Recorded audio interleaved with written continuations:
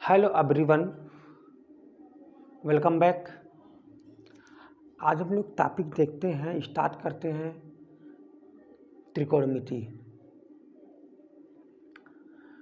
मेरे प्यारे बच्चों, त्रिकोणमिति गणित में बहुत अहम भूमिका निभाता है। हम पहले स्टार्टिंग कोशिश करते हैं कि के बारे में जानने की प्रयास करते हैं। त्रिकोणमिति लगभग आज से 2300 साल पहले की बात है। मतलब यूनानी गणितज्ञ हिप्पैकर्स ने इसके बारे में जानकारी निकाला था। मेरे प्यारे बच्चों, त्रिकोणमिति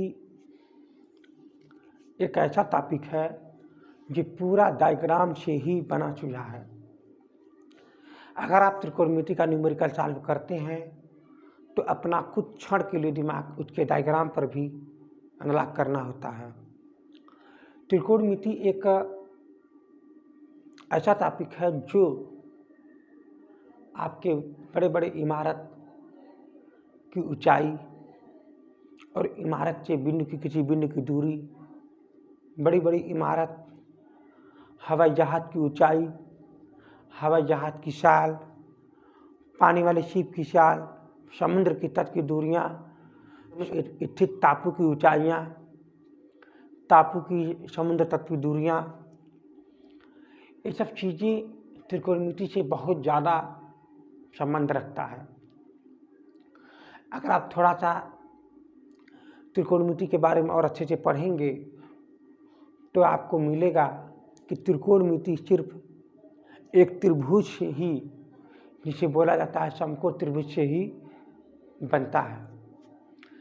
जब भी आप त्रिकोणमिति पढ़ेंगे तो उसका संबंध समकोण त्रिभुज से होता है। अगर आप समकोण त्रिभुज के बारे में थोड़ा सा जानते हैं तो त्रिकोणमिति आप आराम से पढ़ना स्टार्ट कर सकते हो। मेरे प्यारे बच्चों, अब हम आते हैं टॉपिक पर। त्रिकोणमिति क्या है इसके बारे में समझते हैं। त्रिकोणमिति में एक त्रिभुज होता है, मैंने अभी भी बताया है, वो समकोण त्रिभुज होता है। पूरा त्रिकोणमिति इसी समकोण त्रिभुज पर ही बना हुआ है। हम इसको जब भी बारीकी से ध्यान देंगे तो आपको यहाँ पर एक 90 डिग्री मिलेगा और हम यहाँ पर एक एंगल को थीटा मिलेगा।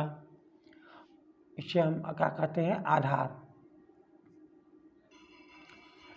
तो आधार पर जिस कोण बना होता है उस कोण के सामने वाली भुजा को कहते हैं लंब, और जो भुजा जो तिर्यक जो बची होती है उसे हम कहते हैं कर्ण। मेरे प्यारे बच्चों, एक त्रिभुज में तीनों कोणों का योग हमेशा 180 होता है। ये आपको पता होनी चाहिए। अगर हम बात करें ये मेरा कोण ए बी सी, तो अगर हमको ये एंगल ज्ञात करना हो तो हम क्या करेंगे? यहाँ से इसको मान लेंगे कोण सी के हिसाब से है तो अल्फ़ा मान लेंगे कुछ देर के लिए।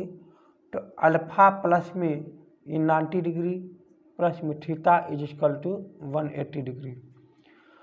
तो आप क्या करेंगे? इस सबको इधर कर दीजिएगा तो अल्फ़ा इज इक्वल टू हो जाएगा 180 माइनस में 90 माइनस में थीटा, तो ये हो जाएगा alpha is equal to 90 minus में थीटा।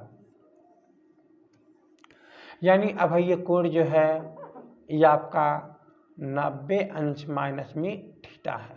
कोई समकोण त्रिभुज है, अगर ये हमारा अल्फ़ा है तो ये कोण जो हो जाएगा 90 अंश माइनस में अल्फ़ा हो जाएगा। अगर मेरा ये कोण थीटा है तो ये कोण मेरा 90 अंश माइनस में थीटा हो जाएगा। अगर मेरा ये कोण गामा है तो ये कोण जो है 90 अंश माइनस में गामा हो जाएगा। आपको पूरा त्रिकोणमिति इसी पर मिलेगा, आपको परेशान बिल्कुल नहीं होना है। आगे की तरफ हम बढ़ते हैं। अगर आप इसको याद करने का तरीका कोशिश करेंगे, ये बड़ी भुजा है, दोनों भुजा को जोड़ करके बड़ा भुजा लाया जा सकता है। इसको हम कर्ण कहते हैं, इसको आधार कहते हैं और इसको हम लोग लंब कहते हैं। यानी कर्ण का स्क्वायर बराबर में लंब का स्क्वायर धन में आधार का स्क्वायर। तो जैसे अगर आप आधार का मान निकालना चाहेंगे तो इसको यही रहने दीजिए, इसको इधर कर दीजिएगा कर्ण का स्क्वायर माइनस में लंब का स्क्वायर। अगर आप लंब का मान निकालना चाहेंगे तो इसको आप इधर कर दीजिएगा कर्ण का स्क्वायर माइनस में आधार का स्क्वायर। मेरे प्यारे बच्चों, अगर इसे और बारीकी से देखेंगे तो इसको, अगर मान लीजिए मुझे कर्ण का मान निकालना है तो कर्ण का स्क्वायर रूट में हो जाएगा आपका लंब का स्क्वायर प्लस में आधार का स्क्वायर। अगर यहाँ पर निकालना हो a का बराबर में तो ये इधर आ जाएगा कर्ण, तो बन जाएगा तो हो जाएगा कर्ण का स्क्वायर माइनस में l का स्क्वायर। अगर मान लीजिए यहाँ पर l स्क्वायर निकालना हो तो ये हो जाएगा कर्ण का स्क्वायर माइनस में आधार का स्क्वायर।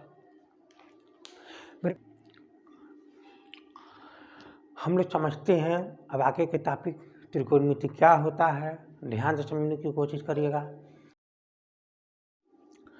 मेरे प्यारे बच्चों, त्रिकोणमिति में कुछ ऐसे अनुपात हैं उसका नाम दिया गया हुआ है। उस अनुपात में कुछ है नहीं, आराम से समझने का प्रयास कीजिएगा। जब ये आपका थीटा है तो थीटा के सामने की भुजा को लंब कहते हैं और यहाँ पर 90 डिग्री तो परमानेंट रहता है, तो इसको हम लंब कहते हैं। तो इसका मतलब ये हुआ कि जब भी हम लंब बटे कर्ण की बात आए, मतलब ये एक अनुपात है, ये हमेशा बढ़ता घटता है। तो जब भी हम अनुपात निकालेंगे तो इसका मतलब लंब बटे में कर्ण को ही हम एक साइन के नाम से जानते हैं, और जो यहाँ पर एंगल रहता है वही एंगल यहाँ पर थीटा ली जाती है। यानी इसी एंगल पर ये इसकी मान और इसकी मान बना हुआ है। अगर हम बात किया जाए आधार बटे कर्ण का, तो आधार बटे में कर्ण से हम इसे बोल देते हैं cos थीटा। लेकिन अगर लंब बटे आधार देखा जाए तो ये हो जाएगा लंब बटे में आधार को कहते हैं हम लोग tan थीटा। मैं एक ही बात कहना चाहूँगा, इसको याद करने का तरीका कि एक बार लंब से कर्ण जाइए, लंब से कर्ण जाइए, फिर आधार से फिर कर्ण जाइए, फिर लंब से फिर आधार आइए। यानी जो हम सभी भुजाओं को दो बार लेना है, सभी भुजाओं को 2 बार लेना है। एक बार लंब से कर्ण जाइए, एक बार आधार से कर्ण जाइए, फिर एक बार लंब से आधार आइए। तो अब मेरे प्यारे बच्चों, अगर ये कंडीशन है तो इसको साइन कहते हैं, अगर इन दोनों का अनुपात है तो इसे कॉस कहते हैं, अगर इन दोनों का अनुपात है तो इसे tan कहते हैं। मेरे प्यारे बच्चों, अगर इसको उल्टा कर दिया जाए तो कर्ण बट्टे अगर लंब कर दिया जाए तो इसका मतलब कर्ण बट्टे में लंब कर दिया जाए तो ये इसका इन्वर्स हो जाएगा, जिसको बोलते हैं कोसेक। मेरे प्यारे बच्चों, अगर कर्ण बट्टे में आधार कर दिया जाए, कर्ण बट्टे में आधार कर दिया जाए तो इसका इन्वर्स हो जाता है सेक। मेरे प्यारे बच्चों, अगर इसका उल्टा कर दिया जाए तो ये हो जाएगा a बट्टे में l, तो इसका उल्टा हो जाएगा काट में थीटा। ये बहुत बारीकी की बात है, ये बातें आपको आनी चाहिए। और इसके बाद समझने का प्रयास करेंगे कि कुछ ऐसी परिस्थितियाँ होती है कि हम क्या क्या किसका मान हम लोग निकाल सकते हैं। समझने का प्रयास करिए।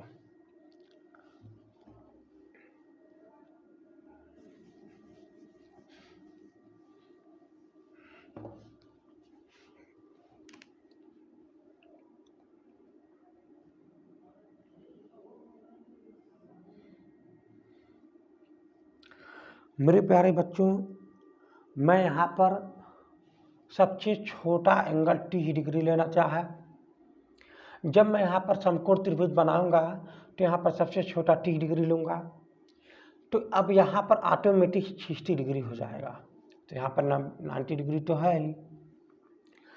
तो मेरे प्यारे बच्चों, ऐसे कंडीशन में मैं एक सबसे छोटा त्रिभुज बनाऊंगा, इससे छोटा हो ही नहीं सकता, बड़ा तो बढ़ते जाएगा, मगर वो कंडीशन हो यहाँ पर 30 हो, यहाँ पर 60 हो और यहाँ पर 90 हो, तो सबसे छोटा त्रिभुज क्या बनेगा?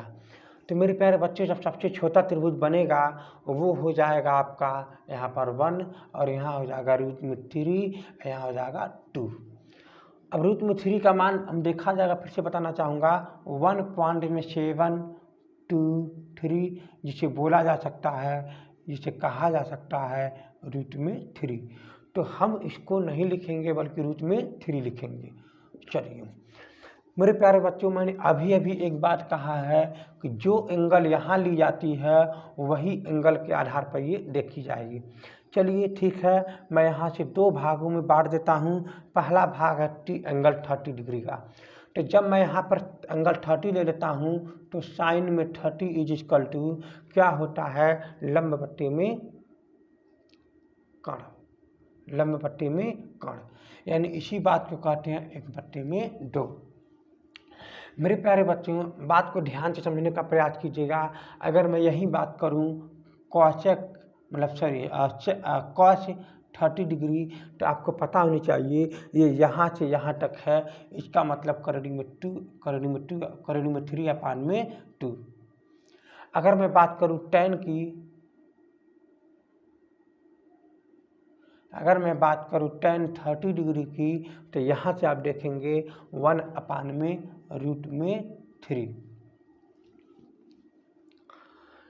मेरे प्यारे बच्चों, अगर इसका ठीक उल्टा मैंने अभी भी बताया है, इसका जो होता है कोसेक, क्या होता है यहाँ पर cosec theta is equal to, इसका उल्टा कर देंगे तो 2/1।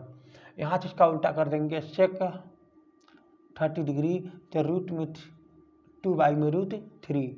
यहाँ पर इसका उल्टा कर देंगे कॉट में 30 degree is equal to 1/√3। Sorry,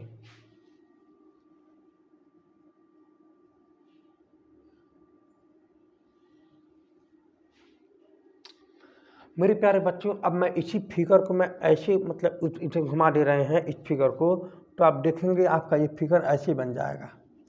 तो ये यहाँ पर 60 डिग्री हो जाएगा और यही 60 डिग्री यहाँ पर 30 डिग्री हो जाएगा, और तब उस टाइम में ये हमारा रूट में 3 हो जाएगा, ये 1 हो जाएगा और यहाँ पर 2 हो जाएगा। ये एक तरह का सबसे छोटा त्रिभुज है। तब उस टाइम में यहाँ पर 60 डिग्री, यहाँ पर 30 डिग्री और यहाँ पर जो है आपका ये त्रिभुज बनेगा। तब मैं बात करूँगा इस त्रिभुज के अनुसार में, और यहाँ पर अभी इस त्रिभुज के अनुसार में था। तो जब मैं बात करूँगा इस त्रिभुज के बारे में, तो हमारा क्या हो जाएगा, यहाँ पर साइन में 60 डिग्री। साइन में 60 डिग्री मतलब ये हुआ लंब पट्टी में कर्ण। मैंने अभी भी बताया है साइन का मतलब लंब पट्टी में कर्ण। अब आपको समझ में आ गया होगा कि इस अनुपात से क्या मतलब हो रही है। यानी साइन में 60 डिग्री का मान क्या हो जाएगा, लंब पट्टी में कर्ण, यानी ये हो जाएगा आपका ये रूट में 3/2।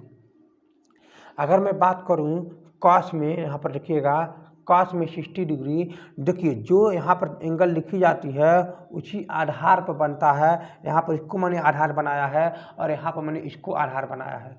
मैं आपसे बार बार कहता हूँ आधार का मतलब होता है जो हमारे क्षैतिज के तल के समतल हो, क्षैतिज तल के समांतर हो।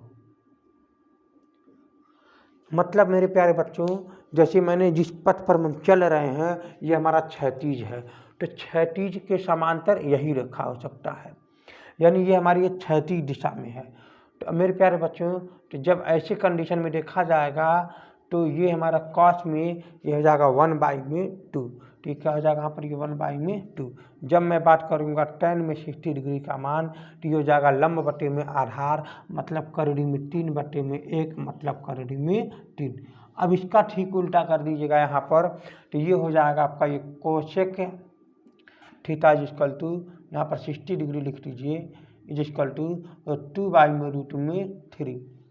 यहाँ पर हो जाएगा आपका, इसका अपोजिट कर दोगे तो आप हो जाएगा sec 60 degree is equal to 2/1 is equal to में 2। इसका अपोजिट कर देंगे कॉट में 60 डिग्री इज इक्वल टू हो जाएगा आपका 1/√3। मेरे प्यारे बच्चों, हम उम्मीद कर रहे हैं ये आपको बात समझ में आ गई होगी। अब हम अगले टॉपिक की तरफ बढ़ते हैं। टॉपिक की तरफ बढ़ते हैं और थोड़ा सा और बात को अच्छे से समझने की कोशिश करते हैं। मेरे प्यारे बच्चों, ये तो आपका रहा है बात को कि साइन में 60 डिग्री और 30 डिग्री के एंगल में।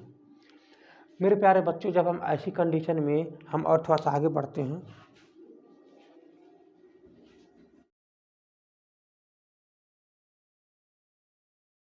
हम अभी बात किए हैं एक त्रिभुज था जिसमें ये आपका 30 एंगल था, ये हमारे पास 60 एंगल था। तब मैंने जो पढ़ा है वो अभी मैंने पढ़ लिया है। मेरे प्यारे बच्चों, अब मैं पढ़ेंगे, यहाँ पर ध्यान से समझने का प्रयास कीजिएगा। जब यहाँ पर मैंने 45 डिग्री रखा था, तो जब हम यहाँ पर 45 डिग्री रखेंगे तो यहाँ पर भी क्या रख सकते हैं 45 डिग्री। तो इसका मतलब ये बात पक्का हो गई कि ये दोनों कोण क्या हो गया, समान हो गया। कारण क्या है कि जब ये 45 ये भी 45 तो ये भी हमारे पास 90 डिग्री होगा। तो यानी 45 प्लस में 45 और प्लस में 90 इज इक्वल टू 180। यानी ये बात तो पक्का हो गया कि अब ये फिक्स हो गया कि 45 अगर यहाँ रहेगा तो यहाँ भी 45 आएगा और यहाँ तो 90 है ही, तभी ऐड करने पर क्या आ रहा है 180 डिग्री। तो अब हम आते हैं मेन पॉइंट की बातें पर। जब ये दोनों एंगल समान है तो इसका मतलब ये सामने का भुजा भी क्या होगा, समान होगा। तो हम कुछ देर के लिए मान लेते हैं इन दोनों की भुजा की लंबाई मान लीजिए एक है। हम एक इसलिए मान रहे हैं ताकि हमारा न्यूमेरिकल आसानी से सॉल्व हो और सब कुछ हम आराम से समझ सकें, क्योंकि सबसे छोटी संख्या जो हमारी समझ रहती है वो एक होती है। तो हम क्या करेंगे, जब हमारा ये संख्या एक है तब हम इसका मान निकालने की कोशिश करेंगे ये कितना हो सकता है। मेरे प्यारे बच्चों, मैंने अभी कुछ ही देर पहले मैंने बताया था कि जब ये हमारे पास लंब है या आधार है तो कर्ण का मान निकालने के लिए इन दोनों को वर्ग करके स्क्वायर लगा दीजिए। मैंने ये बात अभी बताया था। यानी 1 का स्क्वायर करेंगे तो 1 होगा, इसका स्क्वायर करेंगे तो भी 1 ही होगा, और इनको करड़ी में डाल देंगे तो ये हो जाएगा करड़ी में 2। मेरे प्यारे बच्चों, ये बात तो पक्का हो गई कि अगर इस त्रिभुज में अगर यहाँ 45 हो गया है तो इसका मान अगर यहाँ पर 1 लेंगे तो यहाँ भी 1 लेंगे तो यहाँ पर क्या हो जाएगा, रूट में 3 हो जाएगा, 2 हो जाएगा। तो अब हम इसी बात को हम आगे बढ़ाते हैं। तो अगर हम इस बात को ध्यान से देखें तो अब आपको कहा जाए कि tan में 45 इज इक्वल टू कितना होगा, तो आप बोलेंगे लंब बटे में आधार। लंब बटे में आधार में आपको पिछले ही वीडियो पर मैंने बताया था कि साइन में क्या होता है, साइन में होता है tan थीटा इज इक्वल में होता है लंब बटे में कर्ण, ये होता है cos थीटा में होता है आपका आधार बटे में कर्ण, tan थीटा में होता है आपका लंब बटे में आधार। ये आपको तैयार होना चाहिए। इसका अपोजिट में क्या होता है यहाँ पर, ये बताइए मुझे, कोसेक होता है। तो कोसेक थीटा में क्या होता है, कर्ण बट्टे में लंब, और यहाँ होता है आपका ये सेक थीटा बराबर में होता है आपका कर्ण बट्टे में आधार। यहाँ होता है आपका काट थीटा बराबर में आधार बट्टे में लंब। तो यहाँ पर भी वही बातें हम कह रहे हैं। यानी ऐसे कंडीशन में अगर ये देखा जाए लंब बटे में आधार मतलब 1/1 इज इक्वल टू 1। अगर मैं देखा जहाँ पर ये tan में 45 डिग्री का मान बराबर कहता है लंब बट्टे में कर्ण, यानी 1 बट्टे में करड़ी में 2। यानी ये कहता है कि cos 45 अंश का मान में लंब बट्टे में कर्ण आधार बट्टे में कर्ण, तो ये हो जाएगा 1/√2। मेरे प्यारे बच्चों, अगर इसका अपोजिट करेंगे तो ये हो जाएगा आपका ये cot थीटा इक्वल टू में 1 ही आएगा। इसका अगर अपोजिट करेंगे तो कोसेक 45, यहाँ पर 45 रखना होगा, 45 यहाँ पर रखेंगे तो ये आपका हो जाएगा √2, और ये अगर इसका उल्टा अपोजिट करेंगे तो ये हो जाएगा सेक 45 इज इक्वल टू में √2। हम उम्मीद करते हैं यहाँ तक ये बातें समझ में आ गई होगी। अब हम थोड़ी सी आगे बढ़ते हैं और आपके फास्ट मैथमेटिक्स पर भी थोड़ा सा ध्यान देते हैं और आप कैसी भी तीव्र गति से फास्ट इसको सॉल्यूशन कर पाएंगे। मेरे प्यारे बच्चों, बहुत बारीकी से समझिएगा और आपको बहुत अच्छा लगेगा। इतना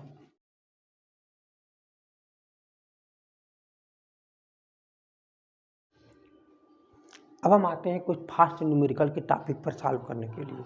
जैसे कि मैंने अभी पिछले ही वीडियो में जैसे अभी मैंने कुछ ही देर पहले मैंने बताया है कि अगर यहाँ पर 30 है और यहाँ पर 60 डिग्री है तो इसका मतलब यहाँ पर 1 होगा, वहाँ पर √3 होगा,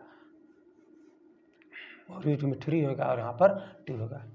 जैसे मैंने अभी पिछले ही कुछ ही देर पहले मैंने ये बातें बताया है। तो मेरे प्यारे बच्चों, अगर ऐसा कंडीशन है यहाँ पर 30 डिग्री है, अगर यहाँ पर 30 डिग्री है तो आपको मैं बारीकी से बता दूं कि ऐसे कंडीशन में इसी रूट पर ही ये रेंज करेगा,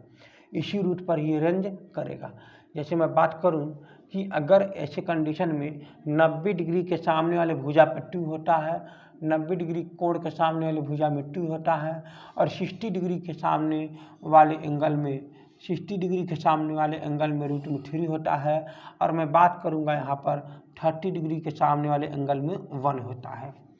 अगर आपसे कोई बात कहे कि यहाँ पर 30 डिग्री का एंगल है और यहाँ पर 12 मीटर की लंबाई 12 सेंटीमीटर की लंबाई है और इस भुजा का तुरंत हमको आकलन करके बताइए। अगर ये 1 है तो 1 का मतलब 1 12 है, इसका मतलब डायरेक्ट आ जाइए 1 का गुणा है, मैंने उसमें 12 का गुणा हो गया है तो 12 आ गया है। उसी प्रकार इसमें अगर 12 का गुणा कर देंगे तो ये आपका हो जाएगा रूट में 12 रूट 30, मतलब ये हुआ 12 करोड़ में 3 हो जाएगा। और इसमें भी डायरेक्टली हम 12 का गुणा कर देंगे तो ये आपका हो जाएगा 24। मेरे प्यारे बच्चों, उम्मीद करता हूँ ये बातें आपको समझ में आ गई होगी। अगर मैं ऐसे कंडीशन में गणित पर थोड़ी सी अगर आप बात चर्चा करेंगे तो वही मैथमेटिक्स निकल के आएगा जिसे हम कण बोलते हैं। अभी मैंने समझाया है, इसको मैंने 60 डिग्री के सामने वाली भुजा को आधार, इसको हमने लंब बोला है। तो अभी कुछ ही देर पहले मैंने ये बात बताया है कि अगर हम कण का मान निकालने के लिए आधार का प्लस में लंब का स्क्वायर करके जोड़ें तो कण के बराबर आ जाएगा। तो कण का स्क्वायर मतलब 2 का स्क्वायर इज इक्वल टू आधार में रूट में 3 का स्क्वायर प्लस में 1 का स्क्वायर। यहाँ पर 4 इज इक्वल टू में 3 प्लस में 1, यहाँ पर जोड़ देने के बाद 4 इज इक्वल टू में 4। यानी ये बात तो पक्का हो गई, यानी ये बात तो पक्का हो गया कि इसी रेंज में ये अनुपात में चलेगा। तो अगर मैं बात करूँ मेरे प्यारे बच्चों, कुछ तो बातें आपको समझ में आ गई होगी। अगर मैं उसी टॉपिक के अनुसार मैं एक बात और बताऊँ आपको, मान लीजिए यहाँ पर मैंने 60 डिग्री का एंगल ले लिया और मैं बात कहूँ कि अगर ये 60 डिग्री का एंगल है, अगर ये 60 डिग्री का एंगल है और मैं यहाँ पर दे दिया मैंने 9 में रूट में 3 और बाकी इसकी लंबाई आपको ज्ञात करना है।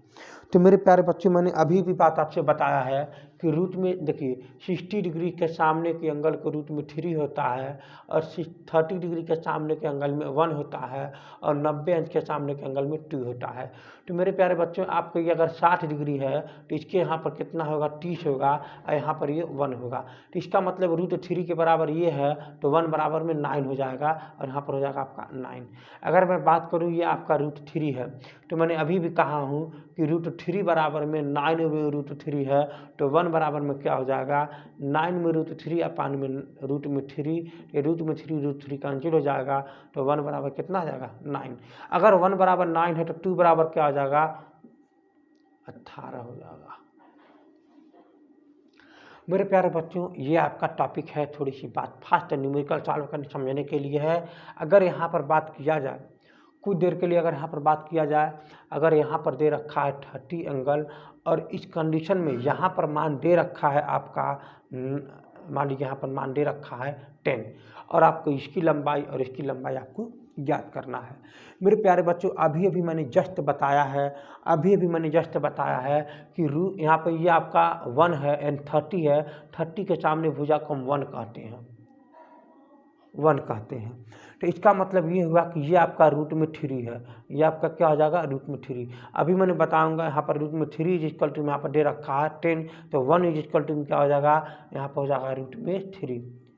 मेरे प्यारे बच्चों, आप रूट में 3 तो दे रखा है तो 1 का मान निकालने के लिए रूट का 3 का भाग दे देंगे तो यानी इसका मान निकल गया, यानी इसका लंबाई हो जाएगा मेरे प्यारे बच्चों 10 अपान में रूट में 3। मेरे प्यारे बच्चों, अगर 1 की लंबाई निकल गई है तो 2 की लंबाई निकालने के लिए इसमें 2 का गुणा कर देंगे तो ये हो जाएगा 20 अपान में रूट में 3। मैं उम्मीद करता हूँ ये बात आपको समझ में आ गई होगी।